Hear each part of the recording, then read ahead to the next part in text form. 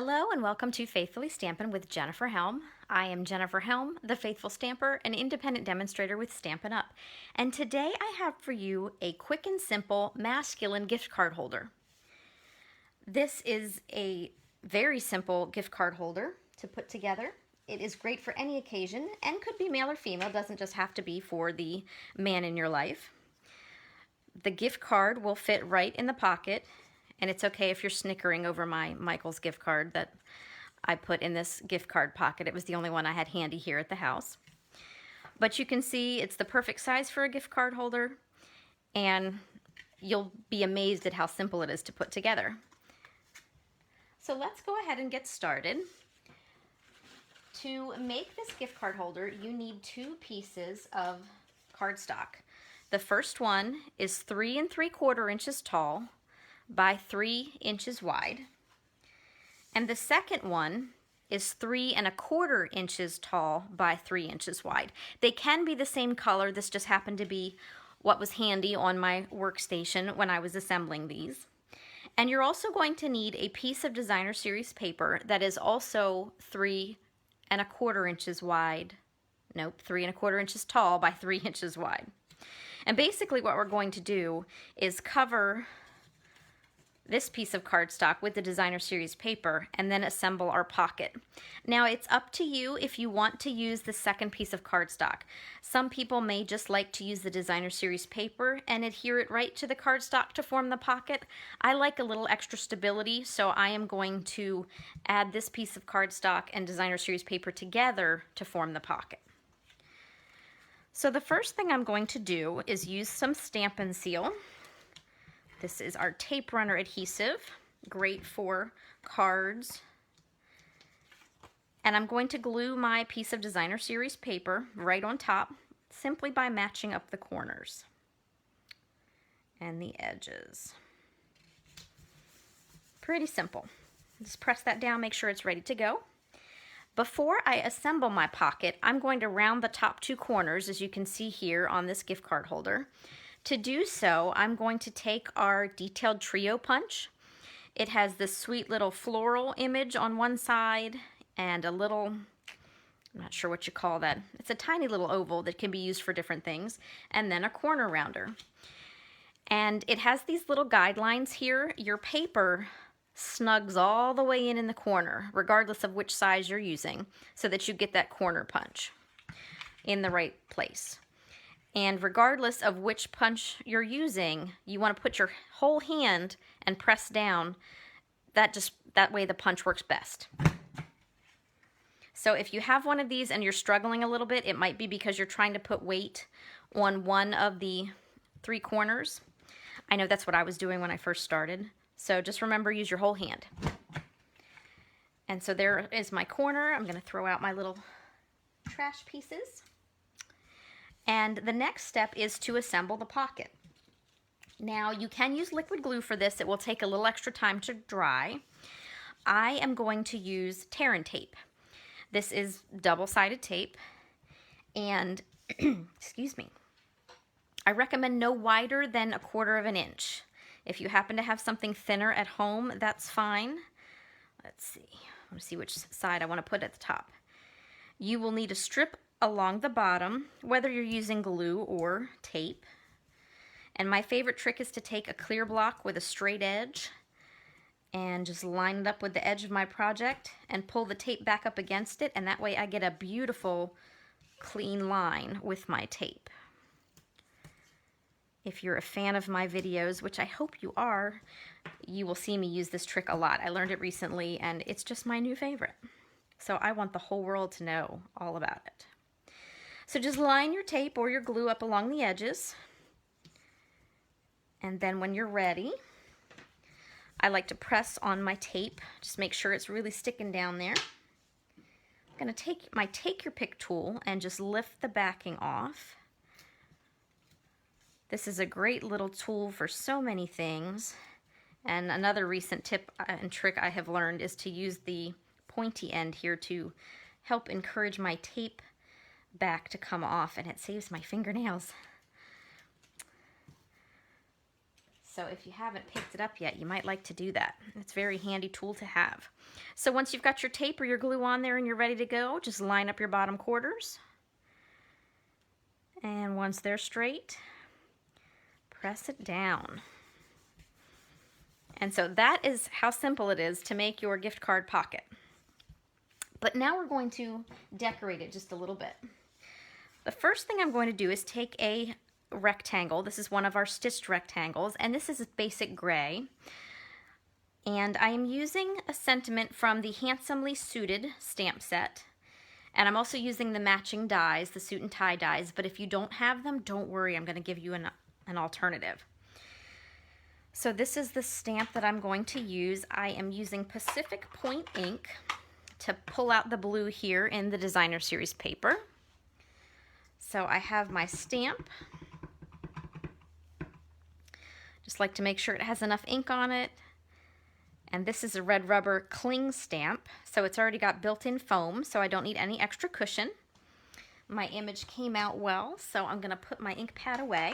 There's not a lot of stamping to these. You actually don't have to put a sentiment on the front if you don't want, or you don't have something that suits your occasion that fits on the card. It is a little small. So in using the suit and tie dies, there's a couple different pieces I'm using. One of them are the sweet little buttons that you can cut out from the set. We'll talk about them again in a minute. And then this collar piece is the other piece I'm using. Now, if you're thinking to yourself, well, that's fine, but I don't have that die set, it's okay. I have an option for you. I made a gift card holder. I'll go ahead and show it to you now without using any special dies. I created a paper collar, and I'm going to show you how to do that in just a minute, and then my buttons are using a 1/4-inch circle punch.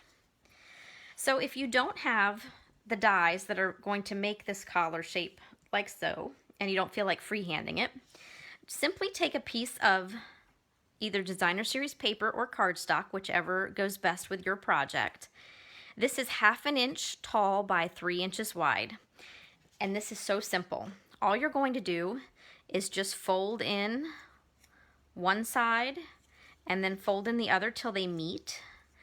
There's no exact rhyme or reason to do this. I just kind of finagle it until it looks like a shirt collar. Basically, you're bringing your points together. And there you have a very simple shirt collar that you can glue right on your project. Now, if you have a piece of Designer Series paper with a back that you don't like, there's a very easy fix for that too. Before you glue this down, just take a piece of cardstock and trim it to fit in here and glue it. And that way, when you glue your collar down, you have a solid piece. That's what I did with this one. So I wanted to show you you're not tied into the die set. You can make this without any special pieces. But if you do have this die set, this is very handy.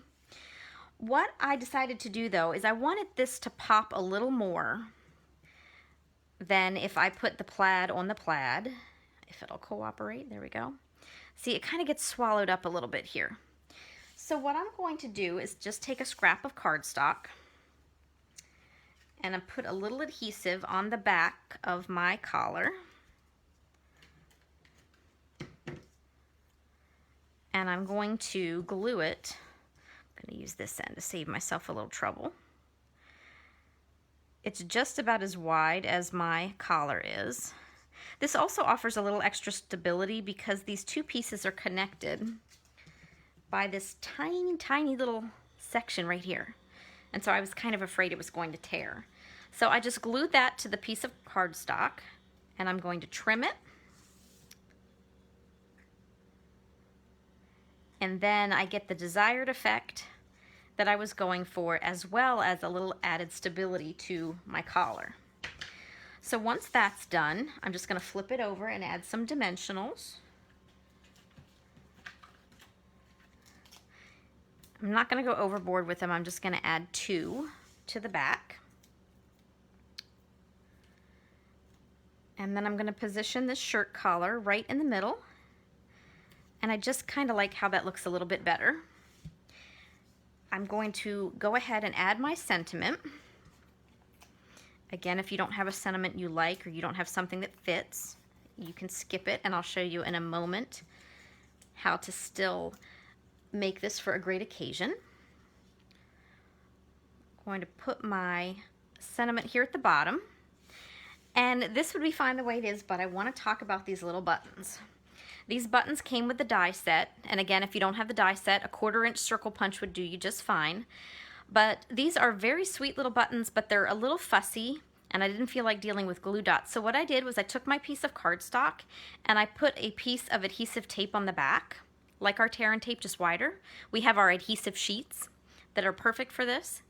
And then I cut my dies out using my cut and emboss machine, and this way they're basically ready-made stickers. So I'm going to use my take your pick tool, grab that sticky side, and then just put these right on the card front. And it's so much easier than trying to finagle these and get glue, just the right amount of glue on the back.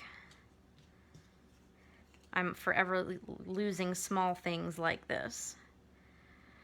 And let's see, these last couple don't want to cooperate. Here we go. Maybe. There we go. One more button. And give those a press, and then that is my gift card holder, all ready to go.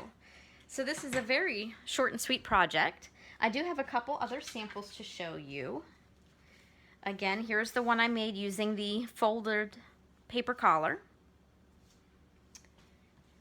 I have another one that I did use the matching die set. I just used some different pieces. I again used the shirt collar and did the same trick with the added piece of cardstock, but I stamped the tie image from the stamp set for this one, glued it down, cut the bottom off, flipped the bottom of the tie around, and created a pocket square for my pocket. And this one is more of a well, it could be Father's Day or birthday really. It says to one of the world's greatest dads. And if you're thinking, well, this is a great idea, but I don't have a sentiment that would fit on that tiny pocket or on a rectangle like that, I don't know what to do, I have the perfect solution. Create your gift card holder and glue it to a card. I figured, why not? So it's just making a card and gluing the gift card holder on it. You can very easily stick your gift card right there for the recipient. This one says you're the best, and then has a nice little Father's Day message in it. So thank you everyone for joining me for my quick and simple masculine gift card holder. I hope you enjoyed using or learning how to make it. I would be very pleased if you would hit that subscribe button and join me every week when I post new videos here on this YouTube channel. I also can be found over on Facebook under The Faithful Stamper, and I do Facebook Live videos there on Mondays and Fridays each week. I hope you'll come back and join me again. I hope you have lots of crafting time coming up. Take care, everyone. Happy crafting.